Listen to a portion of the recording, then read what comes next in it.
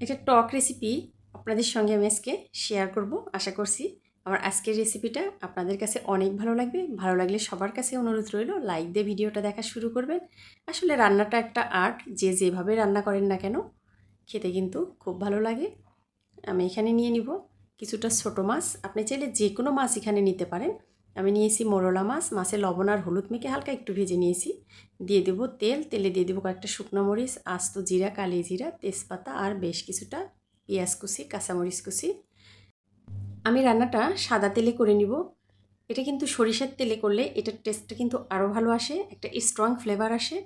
আবার আপনি চাইলে সাদা তেলেও এই রান্নাটা করে নিতে পারেন। আমি এই পর্যায়ে পেঁয়াজটা একটু তেলের সঙ্গে ভেজে নিব। পেঁয়াজে যখন একটু কালার চলে আসবে তখন এখানে দিয়ে দিব গুঁড়া মরিচ আর গুঁড়া হলুদ। এই পর্যায়ে চুলার জালটা কিন্তু মিডিয়াম থেকে লো হিটে রাখা আছে। এখন এটা তেলের সঙ্গে একটু ভেজে নিব, তাহলে সুন্দর একটা কালার আসবে।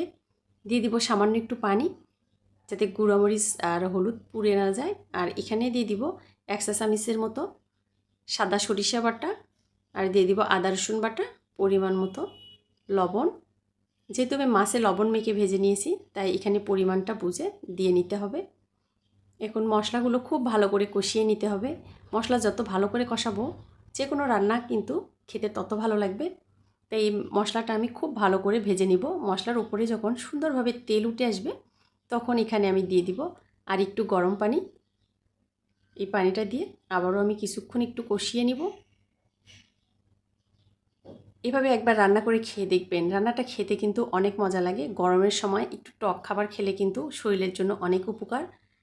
এখন যেহেতু একটু গরম পড়েছে তাই টক খাবার খেলে কিন্তু একটু মুখেও স্বাদ ফিরে আসবে। এটা গরম ভাতের সঙ্গে খেতে কিন্তু খুব ভালো লাগে। মশলার উপরে যখন তেল উঠে আসবে তখন আমি এখানে দিয়ে দেবো একটা টমেটো। টমেটো আমি এইভাবে কেটে নিয়েছি, আপনি আপনার পছন্দ অনুযায়ী সাইজ করে এটা কেটে নিতে পারেন। টমেটো আমি মশলার সঙ্গে একটু ভালো করে মিশিয়ে নিব, নিয়ে এখানে দিয়ে দিব ভেজে রাখা মাছ। মাছটা দিয়ে আমি এপিট ওপিট করে একটু মশলার সঙ্গে মিশিয়ে নিব।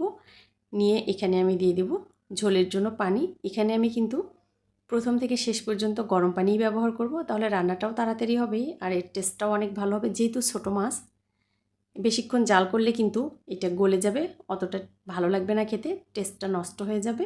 তাই এখানে পরিমাণ মতো পানি দিয়ে আমি এটা রান্না করে নিব। এখানে দিয়ে দিব সামান্য একটু চিনি, এটা অপশনাল, আপনি চাইলে এটা নাও দিতে পারেন। দিয়ে এখানে দিয়ে দিব আম। আমি আমের একটা সাইড এইভাবে কেটে এরকম টুকরা করে নিয়েছি। আমটা কিন্তু একেবারে খুব বেশি টক না, আবার টমেটো আম দুইটাই দিয়ে দিয়েছি। আবার মনে করবেন যে খুব বেশি হয়তো টক এটা হবে, আসলে ওই রকম টক না। এই টমেটোর অত কিন্তু টক না, এটা মিডিয়াম একটু টক টক হবে। নামানোর আগে দিয়ে দিব একটু ধনিয়ার গুঁড়া আর জিরার গুঁড়া। এটা দিয়ে আমি আর একটু জাল করে নিব। এটা কিন্তু ভিতরে এইভাবে খন্তা দিয়ে নেড়ে দিলে মাছগুলো কিন্তু ভেঙে যাবে, আলতোভাবে একটু মিশিয়ে নিতে হবে। আমি এই রকম ঝোল ঝোল অবস্থায় এটা নামিয়ে নিব। আপনি আপনার পছন্দ অনুযায়ী ঝোলের পরিমাণটা রেখে এটা নামিয়ে নিতে পারেন। এটা একবার হলেও বাসায় ট্রাই করে দেখবেন। আপনার কাছে যদি এটা ভালো লাগে আমাকে কমেন্ট করে জানাতে ভুলবেন না আপনার রান্নাটা কেমন হয়েছে। আমার আজকের রান্নাটা ভালো লাগলে প্লিজ লাইক কমেন্ট শেয়ার করবেন। সবাই ভালো থাকবেন, সুস্থ থাকবেন, নিজের এবং নিজের পরিবারের খেয়াল রাখবেন। আল্লাহ হাফেজ।